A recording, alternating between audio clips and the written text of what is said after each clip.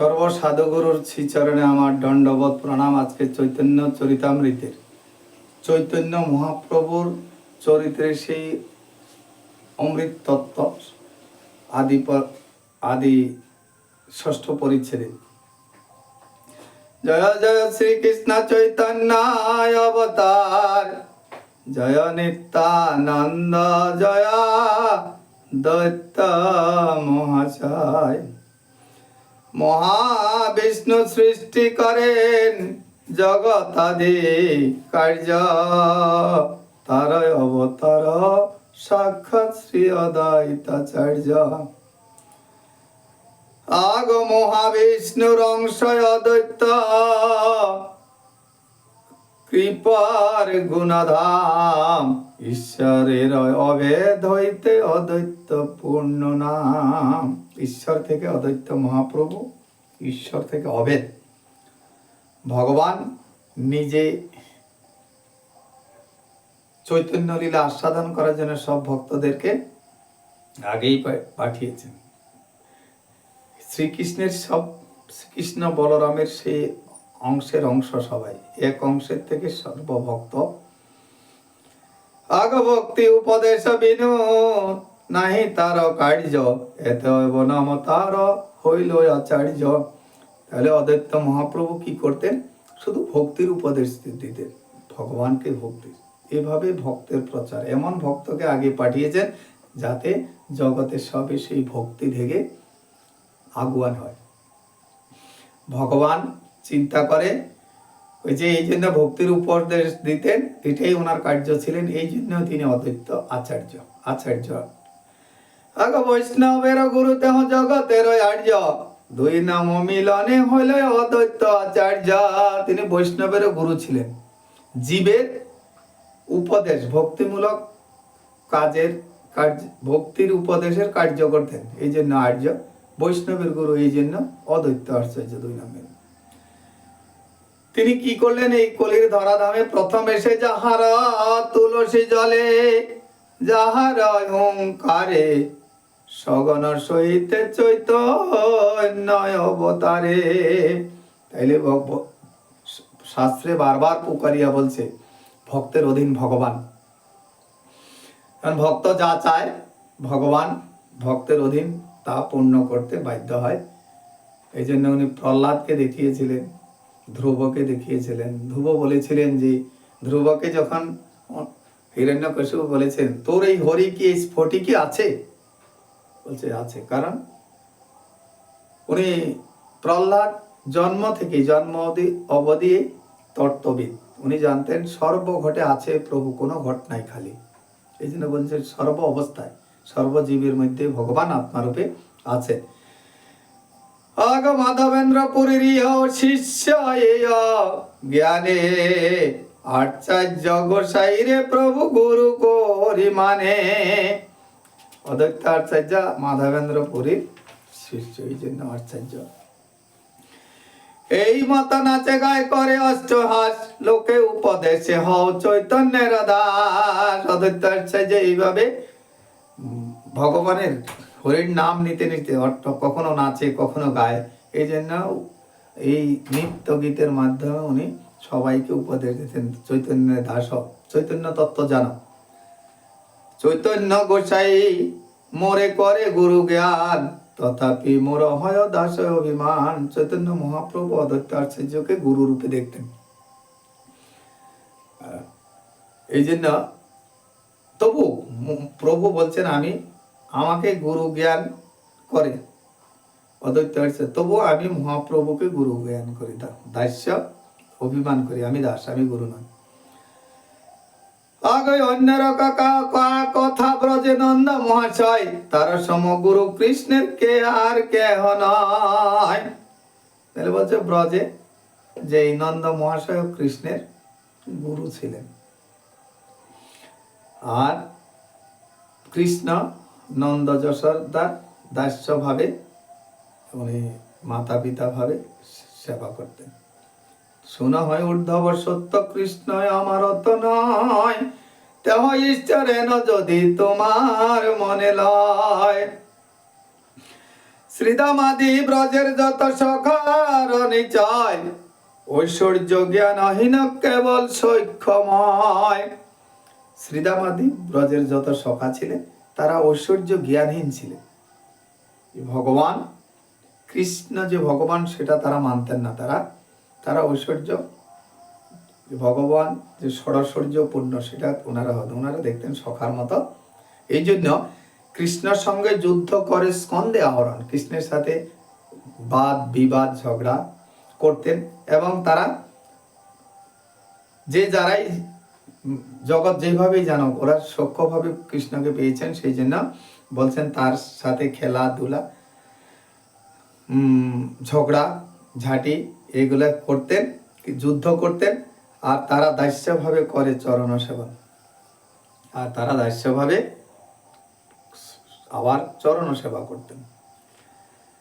হরে কৃষ্ণ অনন্ত ব্রহ্মাণ্ডের রুদ্র সদা শিবের অংশ, গুণবতার দেহ সর্ববতংশ। এ অদ্বৈত আচার্যই শিব, স্বয়ং শিব। এরা ব্রহ্মা বিষ্ণু শিবই অদ্বৈত আচার্য। তেহ যে করেন কৃষ্ণের দাস্য প্রত্যাশ, শিব কৃষ্ণের চরণ পাওয়ার জন্য সদা নিরন্তর ধ্যান তপস্যা, নিরন্তর কহে শিব ময় কৃষ্ণ দাস। শিব সব সময় বলতেন আমি কৃষ্ণের দাস। যে না মানে তারা হয় সেই পাপে নাশ, কেহ মানে কেহ না মানে সবে তার দাস। যে না মানে তারা হয় সেই পাপে নাশ। যে কৃষ্ণের দাস করে মানবেন না, কৃষ্ণকে জানবেন না, চৈতন্যকে জানবেন না, বলছেন তিনি সেই কৃষ্ণই চৈতন্য। যিনি কৃষ্ণকে বিশ্বাস করেন, চৈতন্যকে নয়, চৈতন্যকে বিশ্বাস করেন না, কৃষ্ণকে করেন, বলছে তার নাশ করেছে। যে না মানে তার কৃষ্ণই চৈতন্য। তারা অবতার এক শ্রীযুত লক্ষণ, লক্ষণও সেই কৃষ্ণেরই অবতার। বলো শ্রী বলরাম দাস্য তেহ কইল অনুক্ষণ। তিনি রামের দাস্যভাবে জীবকে শিক্ষা দিয়েছিলেন কিভাবে গুরু ভক্তি ভাতৃভক্তি করতে হয়, জ্যেষ্ঠ ভ্রাতা। এই জন্য জ্যেষ্ঠ ভ্রাতাকে বলছেন আদ্য গুরু মাতা পিতা, গুরু জ্যেষ্ঠ ভাই, তার চেয়ে অধিক গুরু ফজিল এসে পাই। তাহলে আগে বড় ভাই, জ্যেষ্ঠ ভাই, জ্যেষ্ঠ পরমার্থ, এরা গুরু অংশে।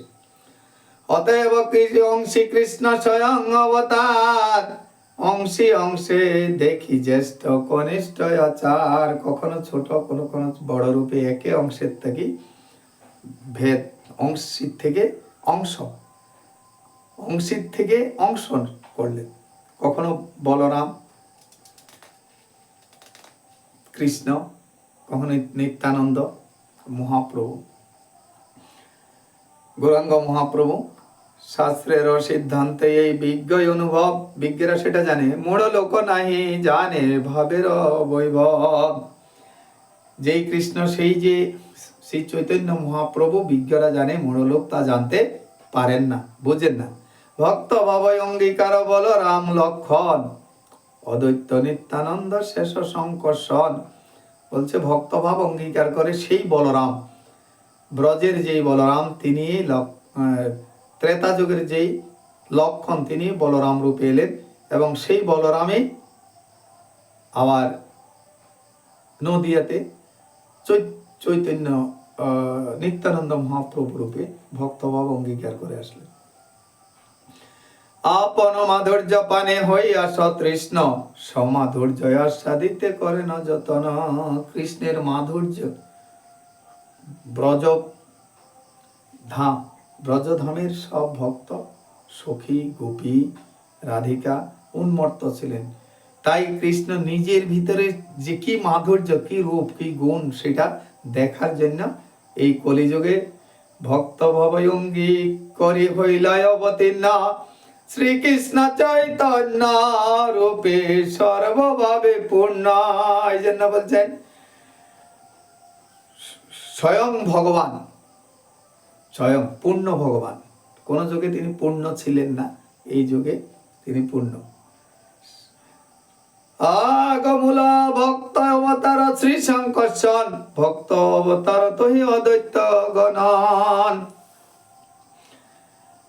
অদ্বৈত আচার্য গোসাই মহিমায় অপার, যার অহংকারে কইল চৈতন্য অবতার। হরি বল হরি বল। ভক্তের ডাকে ভগবান ধরা দিলেন, ধরা দানে কেন? এই কলিহত জীবের উদ্ধারের জন্য অদ্বৈত মহাপ্রভু তুলসী জল প্রত্যহ ব্রহ্ম মুহূর্তে গিয়ে সুরধনী গঙ্গার তীরে তুলসী আর গঙ্গা পত্র দিয়ে গোবিন্দকে আহ্বান করতেন, হে গোবিন্দ, এই কলিযুগের মায়ায় মোহ আচ্ছন্ন কলুষিত জীবকে উদ্ধারের জন্য তুমি আসো, তুমি আসো, তুমি আসো, কলিহত জীবের উদ্ধার করো। তাই ভক্তের ডাকে ভগবান ধরা না দিয়ে পারেন না, এই জন্য আসলেন। সংকীর্তন প্রচারিয়া জগত তারিল, অদ্বৈত মহিমায় অন্ত, অদ্বৈত প্রসাদে লোক প্রেম ধন পাইল। অদ্বৈতের জন্যই এই প্রেম ধন পাইল। তাইলে একটা হলো নাম, একটা নাম প্রেম, আবার নাম প্রেম, আর প্রেম নামে প্রেম পেল এই কলির হতজীব। কত কলির জীব কত ধন্য। অদ্বৈত মহিমা অন্তকে পারে কইতে, সেই লিখি যে ঈশ্বরী মহাজন হইতে। মহাজন কারা? আমাদের পূর্ব যারা অদ্বৈত আচার্য নিত্যানন্দ মহাপ্রভু, অদ্বৈত গদাধর শ্রীনিবাস, এরাই মূল মহাজন। শ্রী চৈতন্য নিত্যানন্দ শ্রী অদ্বৈত সীতা, এরাই আমাদের পূর্ব মহাজন, গুরু বৈষ্ণব। আগে আচার্য চরণে মোর কোটি নমস্কার, ইতে অপরাধ কিছু না লবে আমার, তোমার মহিমা কোটি সমুদ্র অঘাত। চৈতন্যের মহিমা সে সমুদ্রের মতো, তাহার এই অত্যা কহি এ বড়ই অপরাধ। সেই অসীম সমুদ্রের, অনন্ত সমুদ্রকে আমি ব্যাখ্যা করতে যাইতেছি, এটা আমার বড় অপরাধ। এই দুই শ্লোকের কইল অদ্বৈত তত্ত্ব নিরূপণ, পঞ্চতত্ত্বের বিচারক কিছু শোনো ভক্তগণ। তাইলে পঞ্চতত্ত্ব কে কে? গৌরাঙ্গ নিত্যানন্দ অদ্বৈত, গৌরাঙ্গ নিত্যানন্দ অদ্বৈত শ্রীনিবাস গদাধর। পঞ্চতত্ত্বকে জানুন। পঞ্চতত্ত্ব পৃথিবী, অপ, তেজ, বায়ু, আকাশ, এই পঞ্চতত্ত্ব দিয়া, পঞ্চতত্ত্বের এই দেহ গড়া। এই পঞ্চতত্ত্বকে না জানলে, এই পঞ্চতত্ত্ব দিয়ে তত্ত্বের শরীরকে, পঞ্চতত্ত্ব দিয়ে এই তত্ত্বের শরীরটাকে যদি শোধন করতে না পারে, তাহলে মানব জন্মই বৃথা, তার এই দেহ কোনো কাজে লাগে না। যেমন আমরা অপবিত্র হইলে গঙ্গার জলে তুলসী দাস যে পবিত্র হই, তাইলে গুরুর তত্ত্বমসি সিন্ধুর দ্বারা আমাদের এই পঞ্চতত্ত্বকে যদি আমরা জানতে পারি, পৃথিবী, অবতেজ, বায়ু, আকাশ, কর্ণ, চর্ম, চক্ষু, জিহ্বা, নাসিকা, এই তত্ত্বকে যদি আমরা সম্যকভাবে জানি, সেটা জানতে হলে চৈতন্য গুরুর কৃপা পেতে হবে, বৈষ্ণব গুরুর। বলছে গুরু কৃষ্ণ একই স্বরূপ, শাস্ত্রেরই প্রমাণে গুরুরূপী কৃষ্ণ কৃপা করে কোনো ভাগ্যবানে। সবার এ ভাগ্য হয় না। দণ্ডবোধ প্রণাম। ভুল করে মার্জনা করবেন, তদভঙ্গ অপরাধ ক্ষমা করবেন। শ্রীর উপর রঘুনাথ পদে যার আস, চৈতন্য চরিতামৃত কহে কৃষ্ণদাস। কৃষ্ণদাস কবিরাজ রসিক ভক্তের মান, যে রচিল চৈতন্য চরিত। চৈতন্য ভক্তের সঙ্গে তার সঙ্গে, যার সঙ্গে তার সঙ্গে না হল কেন বাস। আমার দুঃখে দুঃখে জনম গেল গো, আমার দুঃখে দুঃখে পাইয়া মনুষ্য জনম, রাধা কৃষ্ণ না ভজিলাম, মানব জনম গেল কারণ। মরি হায় গো, মানব জীবন গেল কারণ।